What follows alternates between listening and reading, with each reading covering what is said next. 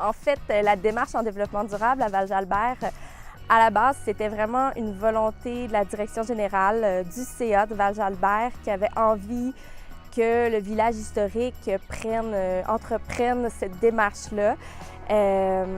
Et puis, la directrice générale de Val-Jalbert est allée suivre une première formation au Centre québécois de développement durable à Alma. Et après ça, l'année suivante, c'est moi qui suis allée suivre la formation. Donc, c'est un peu comme ça que ça s'est intégré à Val-Jalbert. Je pense qu'avant même de suivre ces formations-là, on faisait des gestes en matière de développement durable, on faisait des efforts, c'était peut-être pas structuré. Et puis, justement, avec cette formation-là, on a vraiment décidé de prendre ça en main, puis d'intégrer le développement durable à notre quotidien ici au village historique.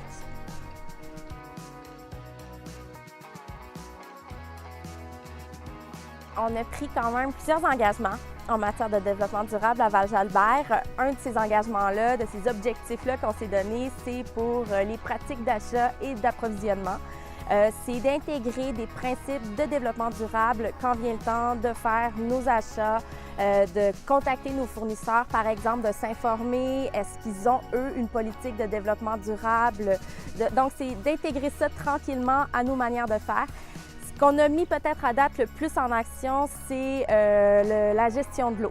Donc, on s'est rendu compte pour nous, à Val-Jalbert, que l'eau, c'était une matière qui, même dans notre histoire, dans l'histoire du village, qui est super importante et que d'agir pour la gestion de l'eau, ça avait vraiment beaucoup de bénéfices pour nous.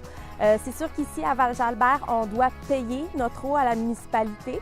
Donc, quand on a décidé de mettre en place des actions, ça a eu cet impact-là positif, donc de réduire notre facture d'eau.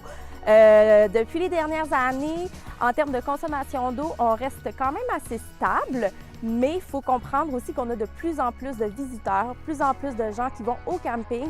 Et même si on a une augmentation d'à peu près 30% des visiteurs, on réussit à garder un niveau de consommation d'eau qui est égal. Donc pour nous, ça c'est vraiment une grande réussite et une des manières de le faire, c'est d'effectuer un suivi aux 2 jours par le responsable de l'entretien à Val-Jalbert qui s'assure que le compteur d'eau n'enregistre pas des trop grandes dépenses. On fait aussi beaucoup de sensibilisation auprès de nos visiteurs, encore une fois, autant sur le site qu'au camping et aussi pour nos employés. Donc, eux, dans leur salle d'employés, tout près des robinets, on leur indique de faire attention à l'eau, de fermer le robinet quand c'est pas nécessaire.